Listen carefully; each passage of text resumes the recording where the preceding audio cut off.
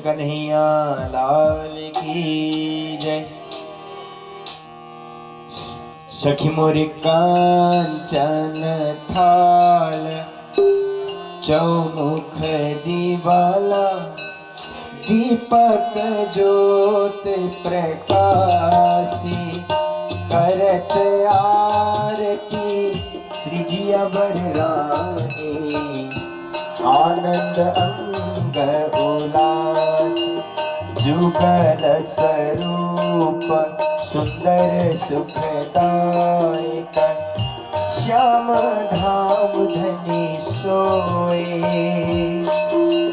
मंगल रसिक बदन की शोभा निरखंता मन मोय सखिया निरत करे और गावे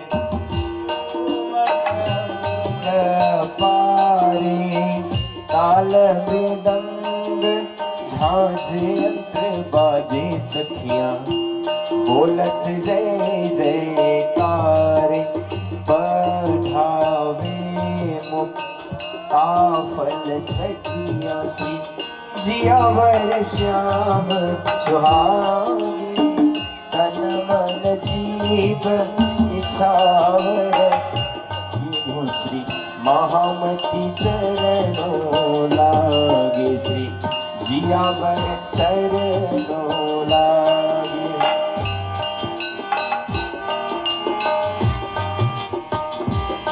श्री भागवत भगवान की है आरती पापियों को पाप से है तारती। श्री भागवत भगवान की है आरती पापियों को पाप से है तारती।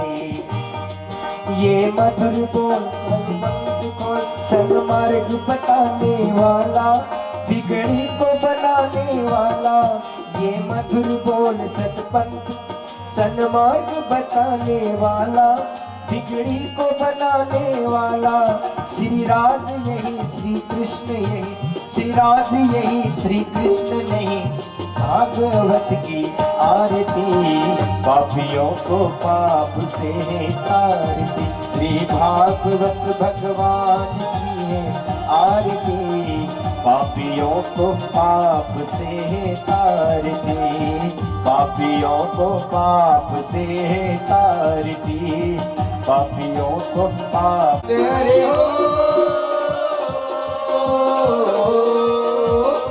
परमानंद जोड़ी सुखकारी परमानंद जोड़ी सुखकारी अंगना पिया पर वारी वारी अंगना पिया पर वारी वारी वारी अंगना पिया पर वारी वारी वारी अंगना पिया पर वारी वारी वारी अंगना पिया पर वारी वारी वारी।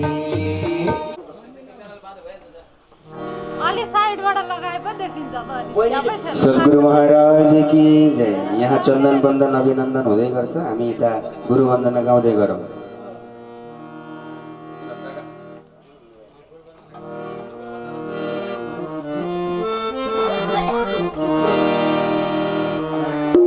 मन तुम खोजो रे सतगुरु साचा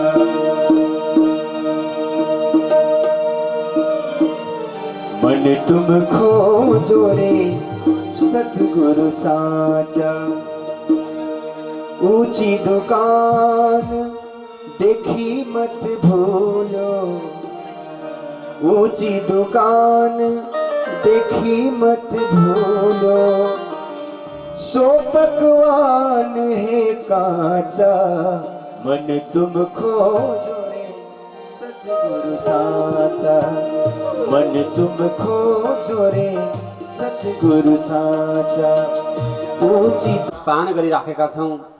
भागवतको रस अमृत रस वर्षा भइराखेको छ। सद्गुरुको ज्ञान श्रेतार्थम ज्ञान पूर्ण ब्रह्म परमात्माको दिलभित्रको वाणी जसले सद्गुरु को हो भनेर शास्त्र मानद्वारा चिनियो। हिजो प्रसंगमा पनि सद्य मुक्ति अनि क्रम मुक्तिको वर्णन गुरुजीले गर्नुभयो। क्रममुक्ति भनेको विस्तार देवी देवता ईश्वर परमेश्वर अनि अनेकौं जीवान्तर हुँदै हुँदै मानवमा आएर कृष्ण भक्तिद्वारा जागृत हुनु क्रममुक्ति, क्रममय तरिकाले क्या सद्य मुक्ति। यसलाई प्राणनाथजीले वाणीको भाषामा विहङ्गम मार्ग र पिपिलका मार्ग भनेको छ। शास्त्रले पनि पिपिलका मार्ग भनेको कमिला किरा हिँड्ने बाटो, विहङ्गम मार्ग भनेको चराचुरुङ्गी हिँड्ने बाटो, जहाज प्लेन उड्ने बाटो। कमिला किरालाई यसो जाँदा जाँदा सानो एउटा नदी आयो भने पनि, कुलो आयो भने पनि, कसैले टेक्दियो भने गयो, त्यो उसको जिन्दगी खेर गयो। प्लेन हिँड्ने बाटो, चराचुरुङ्गी हिँड्ने बाटो तल कसैले अवरोध गरे पनि केही फरक पर्दैन। भक्तको दर्जा छ। जसले सद्गुरुको ज्ञानद्वारा अभिप्रेरित भएर, अभिसिंचित भएर ज्ञान प्राप्त गर्यो, उसले विहङ्गम मार्ग प्रेम रूपी पंख लगाएर यात्रा गर्नुपर्छ। उसले त भक्ति रूपी जहाज चढेर, प्रेम रूपी जहाज चढेर। त्यसका लागि सद्गुरुको आवश्यकता। गुरु महिमा धेरै शास्त्रले बताएको, तर सद्गुरु को हो, कसैलाई सद्गुरु भनिन्छ भनेर प्राणनाथजीले यहाँ पनि धेरै वाणीमा चिनाउनु भएको छ। कबीर साहेबले पनि आफ्नो वाणीमा तीर्थ नहाय एक फल है, संत मिले फल चार, सद्गुरु मिले तो अनेक फल है, कहे कबीरा विचार। तीर्थ गरेर नुहाइयो भने एक गुना मात्रै फल यदि मिल्यो भने, योग्य गुरु जीवनमा मिल्नु भएछ भने चार गुना बढी फल मिल्छ। होला तीर्थ गरेर नहुँदा भनिएला भन्न त रोग हर, शोक हर, दुःख हर, दरिद्र हर, कष्ट हर, एक थोक त हार्लान्। तर मनको विरह ताप पीडालाई हटाइदिनेवाला चाहिँ गुरु हो नि त। त्यही भएर कविहरूले जहाँ नपुगे रवि तहाँ पुगे कवि, अनि त्योभन्दा पनि अगाडि अनुभवी भनेका।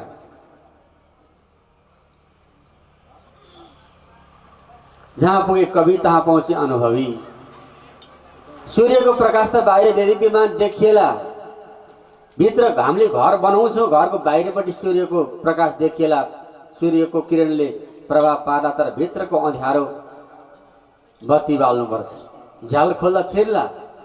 त्यसै गरी बाहिर बाह्य अभ्यन्तर बाह्य प्रकारको शुद्धता होला, तर भित्र सफा गर्न सद्गुरुको ज्ञानको आवश्यकता। सद्गुरु मिले तो अनेक फल है।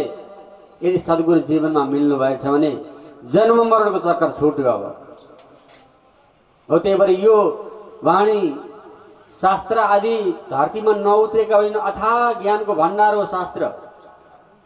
ज्ञानै ज्ञानले परिपूर्ण छ, तर प्रेमपूर्ण ज्ञान तारतम्य ज्ञान हो। कमी भएर तारतम अवतरण भएको होइन, हाम्रो छोटो आयु भएको हुनाले तारतम अवतरण भएर तारतमद्वारा जागृत गर्नको लागि आएको ज्ञान।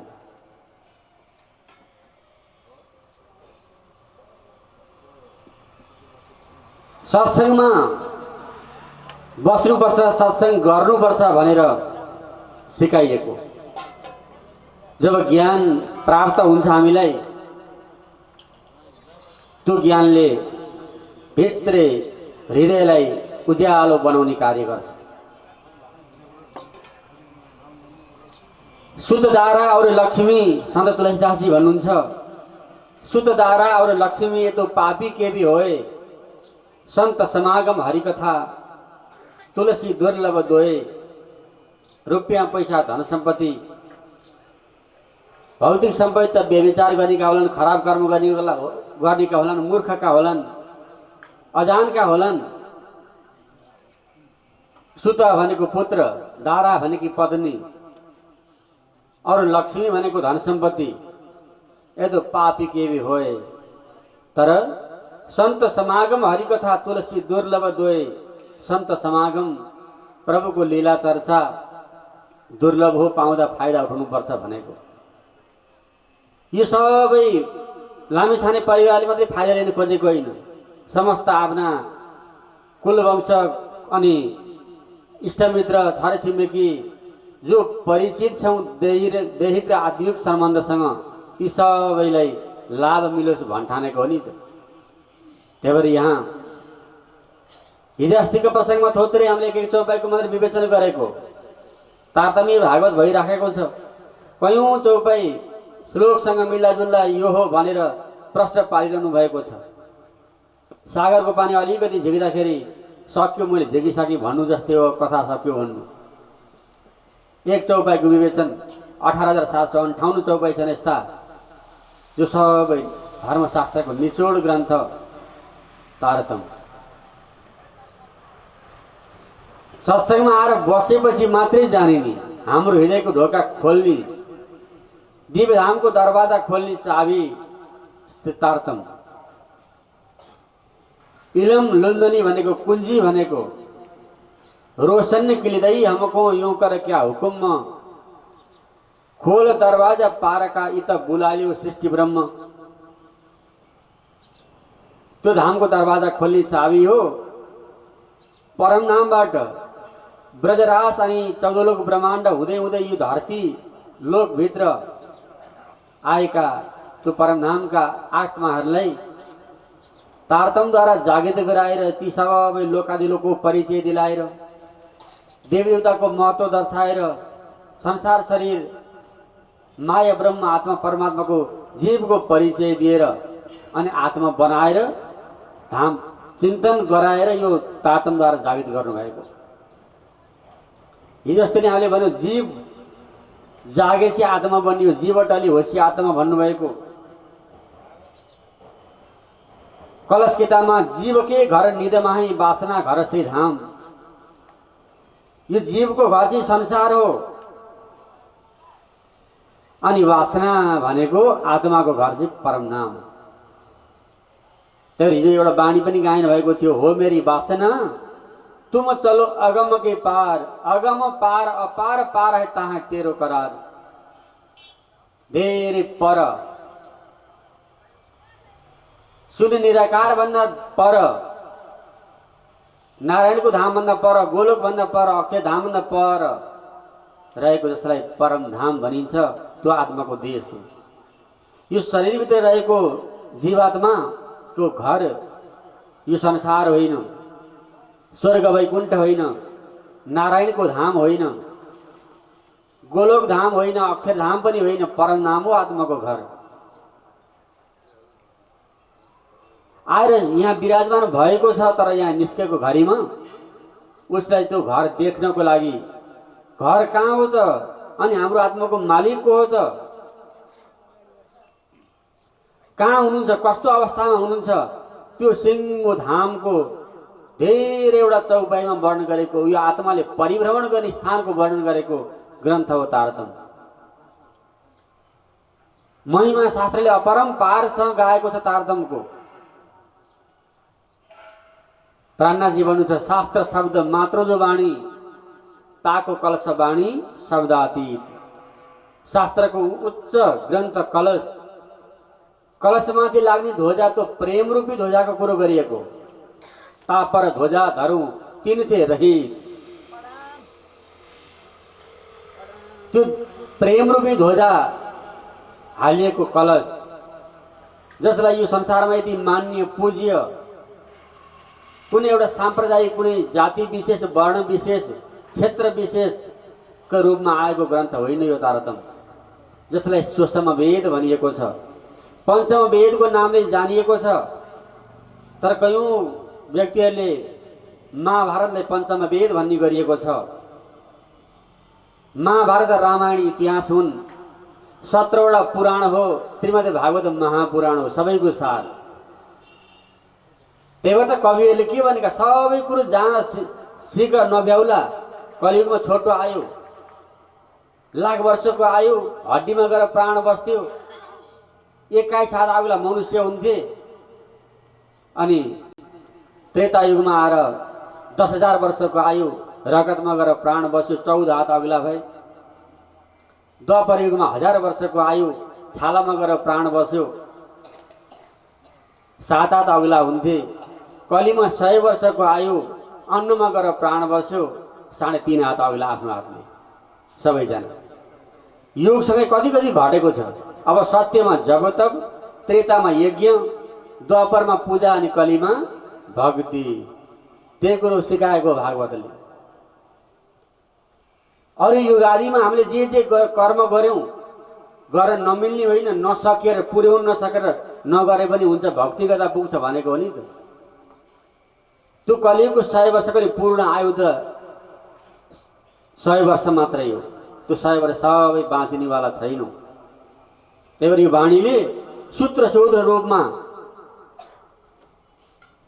जागृत गर्ने कोसिस गराएको छ। यहाँ हिजो सुहागिनीको लक्षण अलिकति हामीले वर्णन गर्यौं। परमात्माको परमात्माका भक्तको लक्षण कस्तो हुन्छ, त्यो परनाममा आउने आत्माको लक्षण कस्तो थियो, यहाँ ऊ कस्तो क्रियाकलाप गरिरहेको छ भनेर बताइयो। अब त्यही प्रसङ्गसँग अलिकति जोडेर आज एउटा चौपाईको थोरै विवेचन गरौँ। यो प्रकाश ग्रन्थ, प्रकाश भनेको ज्ञान, उज्यालो, देदीप्यमान ज्ञान। रास भनेको प्रेम, प्रकाश भनेको ज्ञान, खटरितो भनेको वैराग्य। ज्ञान आएपछि प्रेम आएपछि ज्ञान, अनि भक्ति वैराग्य त सबैतिर आउनु परिरहेछ। तर उल्टो भयो अरे भन्नुभएको प्राणनाथजीले प्रकाश किताबमा लेख्नुहुन्छ। बैर राग बन्ने दो जोधा, सुर सामे सामे सिरधार। बैर किया बल्लभ जिसु, राग किया संसार। प्राणनाथजीले भन्नुभयो बैर र राग मिलेपछि वैराग बन्छ। बैर भनेको शत्रुता, राग भनेको मित्रता। तर के गर्यो हे आत्मा हो, संसारमा गएर जोसँग चाहिँ बैर भावना राख्नु पर्थ्यो त्योसँग चाहिँ राग जोड्यौ, जोसँग राग जोड्नु पर्थ्यो, प्रेम जोड्नु पर्थ्यो, त्योसँग बैर भाव भयो अरे के उल्टो। बैर किया बल्लभ जिसु, बल्लभ भनेको धनी परमात्मा, आत्माको मालिक। 80 वटा नामले यहाँ सम्बोधन गर्नुभएको छ प्राणनाथजीले श्रीराजेलाई। अनगिन्ती नामहरू छन्, तर यहाँ उल्लेख जति अन्तर्दृष्टिबाट ती प्रस्फुटित भए त्यो नामलाई यहाँ उल्लेख गरिएको। बैर भनेको बैर भावना राख्यो बल्लभ भनेका धनीसँग, जुन संसारलाई चाहिँ यो संसार छोडेर जाने बेलामा सम्पूर्ण चिज त्यागेर जानु पर्थ्यो अनि उसलाई चिरिरहनु पर्थ्यो, उसँग चाहिँ बैर भावना राखेर संसारसँग राग जोडिराख्यो। हो माया ममता नगर्नु, रुपियाँ पैसा नकमाउनु, एक आपसमा प्रेम नबाड्नु भनेको होइन। संसारको प्रेमलाई मायाको संज्ञा दिएको। जुन मायाका त 13 वटा हतियारहरू छन्, अनि एउटा न एउटा हतियारले कुन बेला जखम पारौँ त भनेर ताकेर बसेको छ। राजगीतामा एहना आयुध भनेको हतियार, अमृत रूप रस छलबल उल अकल्ल, अगिन कुटिलले कोमल चञ्चल चतुर चपल। मिठो बोल्नु पनि हतियारै रहेछ, रूप पनि हतियार रहेछ।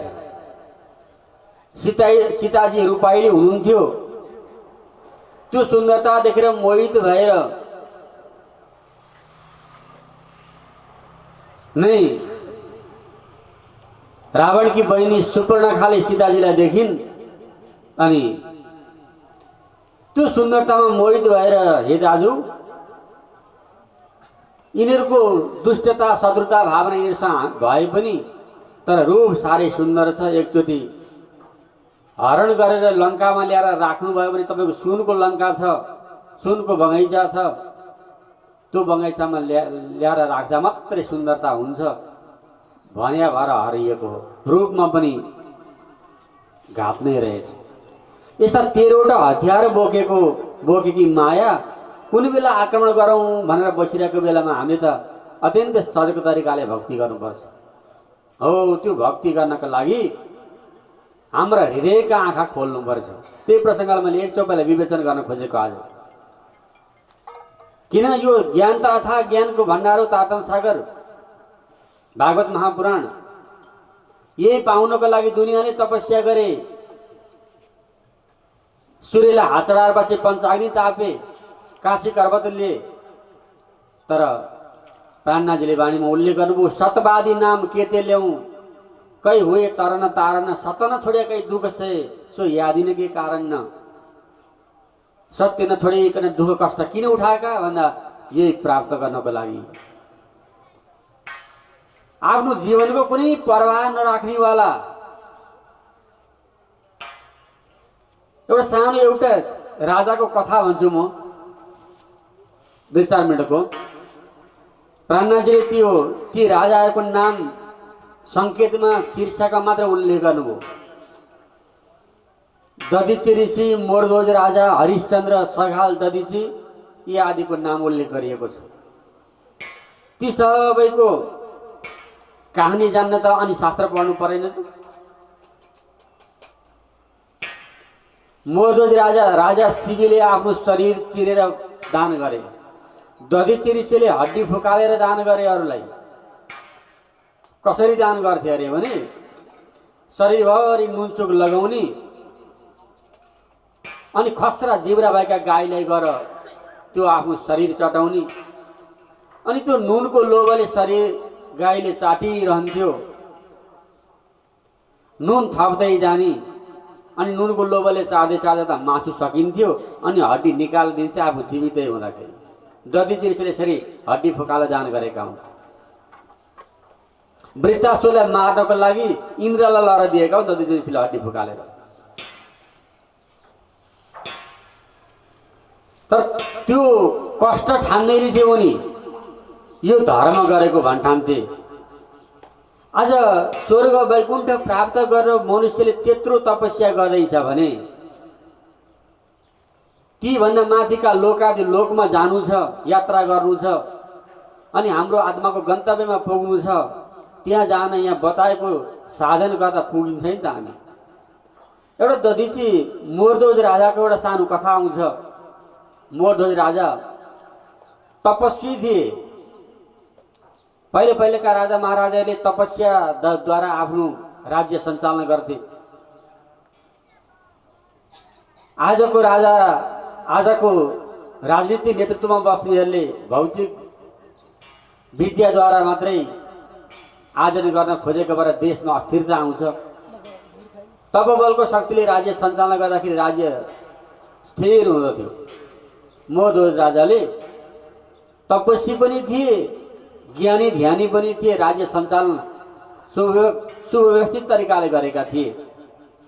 त एक दिन भोलि राजाले नाम कमाउनु गरेका हुन् कि प्रजाको सबैको बीचमा अन्य अन्तर्राष्ट्रियको स्तरमा आफ्नो नामलाई प्रकाश गर्नको लागि यो गर्दैछन् कि भनेर परीक्षा लिनु पर्यो भनी जान्दा भगवानले जसको भक्ति गर्थे उनले परीक्षा लिन खोज्नु भयो मोरध्वज राजाको। अनि स्वयं भगवान एउटा आफ्नो रूप छँदैछ, एउटा व्यवहारिक व्यक्ति बनेर एउटा व्यवहारिक व्यक्तिलाई साथमा लिएर जानुभयो। एक रूपले अब छोरो बन्नुभयो अनि यात्रा गर्न जानुभयो। त्यो व्यवहारिक व्यक्तिलाई लिएर हिँड्नुभयो भगवानले नि। कहाँ जाने प्रभु, आउनु मेरो पासमा, आज कतै जाउँ कसैको दरबारमा। त्यो ऋषिको रूप लिएर हिँडेका व्यक्ति व्यवहारिक व्यक्ति नै छन्। आफ्नो छोरोको एउटा रूप लिएका छन् भगवानले। तिनैजना जाँदा अलिकति जङ्गलको बाटो आउँदो रहेछ। बिचमा छोरो पछाडिपट्टि व्यवहारिक साथी आफू अगाडि लागेको। यात्रा गर्दा गर्दै एउटा बिचमा जङ्गलमा एउटा बाघ निस्केर माझमा हिँडेको छोरोलाई चाहिँ च्याप्प समात्यो अरे। च्याप्प समात्यो, मरे नै भनेर चिच्यायो। फर्केर हेर्दा एउटा बाघले समातेको छ। अनि ती भगवान रूपी ऋषिले भन्नुभयो, अरे बाघ, बरु यो छोरोलाई चाहिँ छोडिदेऊ न, बरु मलाई खाऊ। मेरो छोरो आतिन्छ, डराउँछ, उसलाई मर्न डर छ, मलाई मर्न डर छैन, छोडिदेऊ भने अरे। होइन ऋषि, तिमीहरूको यो बुढो मासु मलाई मिठो हुँदैन, म त यसैले आजको आहार बनाउँछु। होइन त्यसो नगरोस्, हेरोस् कति रोएको छ। आज मेरो छोरो तिमीले खाउन्जेलसम्म यहाँ हेरेर बसिरहनु पर्ने, मलाई कति पीडा पनि त हुन्छ नि, मलाई नै खाऊ न, तर मलाई केही डर छैन मर्न भन्दा बाघले माया नहारे। राजा ऋषिले आग्रह गरे, के गर्दा हुन्छ त, मैले भनेको मान्छौ त? मान्छु। त्यसो भए यहाँ 2 कोस पर एकजना मोर्दोज नामका राजा बस्छन्। ती राजाको शरीर रानी र छोरो लगाएर आरोले खाडो पारेर चिर्नु, अनि दाहिनेपट्टिको भाग चाहिँ लिएर आएर दिएछौ भने तिम्रो छोरो छोडिदिउँला भने अरे बाघले। ओहो, व्यवहारिक व्यक्ति सँगै छन्, उनी चकित भए। तिमीले अहिले आधा दिन भएको छ, भरे घाम अस्ताउनुभन्दा अगाडि, सूर्य अस्त हुनुभन्दा अगाडि लिएर आएछौ भने तिम्रो छोरो छोडिदिउँला, न त तिम्रै छोरालाई आहारा बनाउँछ। ल बरु गइहाल, यहाँ त अझै 1 कोस छ बाटो दरबारमा जानलाई। त्यतिखेरसम्म केही गर्दै मेरो पन्जामा राख्छु मात्रै म। अनि ऋषि र व्यवहारिक व्यक्ति गए दरबारमा। राजाले स्वागत गर्नुभयो, के लागि आउनुभयो, कहाँबाट आउनुभयो, को हो, सबै परिचय गर्दा अलिकति निदौरो अनुहार छ, हताश जस्ता देखिन्छन्। अनि जवाब दिने पनि यसो अन्कनाउँछन्। अनि के खाने, कहाँबाट आउनुभयो, कस्तो पीडा भएको छ, जाडो गर्मी के छ, के खाने सोध्दछन्। उनीहरूलाई केही खानु छैन आज भने, प्रभु आज के खानु छ र केही खानु छैन हामीलाई, किन र हताश जता देखिन्छ नि, के भएको छ र भनिसक्नु छैन राजा आजको कुरो, नभनौँ होला। भन्न म त राजा हुँ नि त, प्रजाको भलो गर्नु मेरो कर्तव्य हो।